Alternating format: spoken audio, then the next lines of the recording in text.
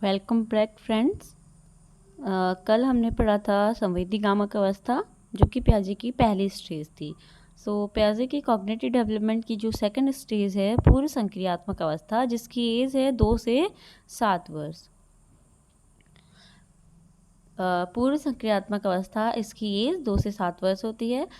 इसको toy as कहा जाता है, क्योंकि 2 से 7 वर्ष का जो बच्चा होता है वो बेसिकली खिलौनों के साथ खेलता है और अपने आसपास छोटे जो उसके पेयर ग्रुप के लोग बच्चे होते हैं उनके साथ वो खेलता है, इसलिए इस एज को खिलौनों की अवस्था या टॉय एज कहा जाता है। इस एज में बच्चा चीज़ों को सीक्वेंस में रखना मीन्स कोई चीज़ बड़ी है कोई छोटी है तो उसको सीक्वेंस में रखना सीख जाता है। अक्षरों को कुछ लिखने का ज्ञान उसमें आ जाता है, कुछ रंगों को वो पहचानने लगता है और अपने पेरेंट्स की जो बातें पेरेंट्स उन्हें बताते हैं वो उनको फॉलो करता है या फिर उनकी हेल्प की करने बच्चा सीख जाता है।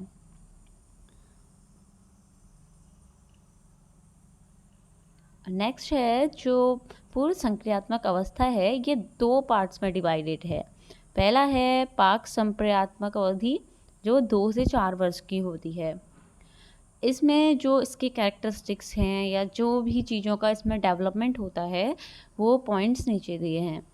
पहला है जीववाद, यानी कि जो 2 से 4 वर्ष का बच्चा होगा वो जीववाद से इफ़ेक्टेड होगा, उससे प्रभावित होगा।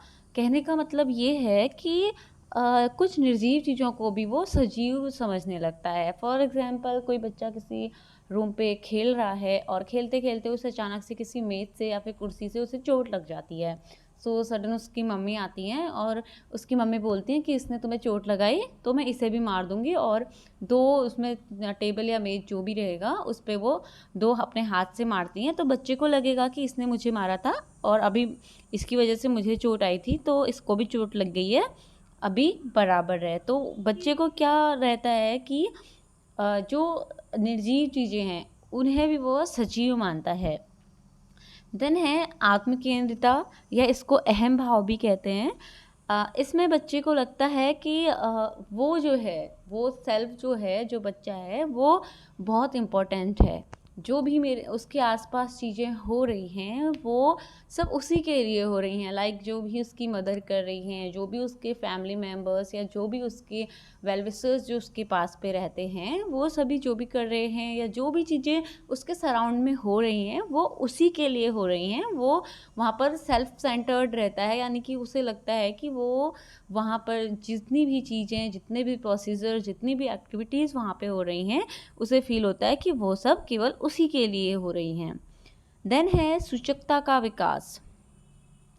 सूचकता का विकास का मीन्स है कि बच्चे को 2 से 4 के एज में यह समझने आने लगता है कि अगर कोई चिन्ह है या कोई साइन है वो किस चीज़ के लिए यूज़ हो रहा है। एग्ज़ाम्पल, अगर बच्चा कुछ बोल रहा है या उसकी मदर या उसके फादर कोई भी उसे बुलाते हैं दूर से, तो जो साइन है बुलाने का वो समझ जाता है उस साइन से कि मुझे बुलाया जा रहा है। या बच्चे को अगर आँख दिखाई जाए, कोई बच्चे ने गलत काम कर दिया है और उसे आँख दिखाई जाए, तो बच्चा ये समझने लगता है कि अभी उसने कुछ गलत कर दिया है इसलिए उसे ऐसे देखा जा रहा है। फिर है केंद्रीकरण, यानी कि बच्चा जो है वो केवल एक कह सकते हैं एक साइड पे सेंटर्ड होता है। इसमें हम कह सकते हैं कि जो कंजर्वेशन संरक्षण का जो विकास होता है वो अभी बच्चे में नहीं होता है, वो केवल एक ही पक्ष को देख पाता है। फॉर एग्ज़ाम्पल, अगर बच्चे को 2 अलग अलग बर्तनों में पानी दिया जाए और एक बर्तन बड़ा हो एक बर्तन छोटा हो, बट दोनों में सेम क्वांटिटी में वाटर अगर रखा जाता है तो बच्चा उस वाले बर्तन को या उस वाले बर्तन में पानी ज़्यादा बताएगा, जिसकी या तो शेप में वो बड़ा है या लंबा है, तो जिसमें ज़्यादा पानी उसे दिखेगा बच्चा उसको ज़्यादा बताएगा, क्योंकि बच्चे में अभी दूसरे पक्ष का, ये कह सकते हैं कि दूसरे जो लॉजिक थिंकिंग है उसका अभी डेवलपमेंट नहीं हुआ है, इसलिए बच्चा केवल वही बताता है जो उसे दिखाई दे रहा है। उसके पीछे क्या चीज़ें हैं, क्या क्या चीज़ें मैटर और करती हैं, ये बच्चे में अभी डेवलपमेंट नहीं हुआ होता है।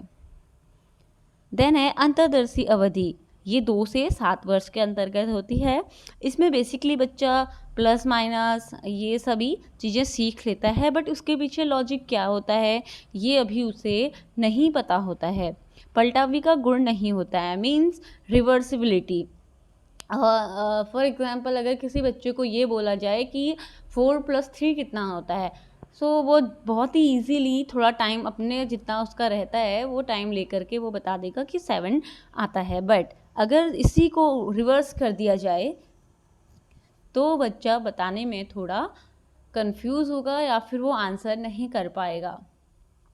इसी तरीके से दूसरा एग्जाम्पल, अगर किसी बच्चे को ये पता है या बताया जाता है कि तुम्हारा जो स्कूल है, जिस स्कूल में तुम जाते हो वो तुम्हारे घर से 2 किलोमीटर है। सो ये तो बच्चे को पता है, बट जस्ट इसके अपोजिट बच्चे से ये पूछ लिया जाए कि तुम्हारा घर स्कूल से कितनी दूर है। इस तरीके से क्वेश्चन को अगर हम राउंड फिगर कर देते हैं तो जो उसको चेंज कर लेते हैं जस्ट अपोजिट में, तो बच्चा उसको आंसर नहीं कर पाता है। लैंग्वेज का डेवलपमेंट इसमें हो जाता है क्योंकि 2 से 7 वर्ष के बच्चे में बहुत सारे शब्दों का विकास हो चुका होता है। बच्चा स्पष्ट बोलने लगता है, वो भाषा को बहुत एक हद तक समझने भी लग जाता है। So thanks for today.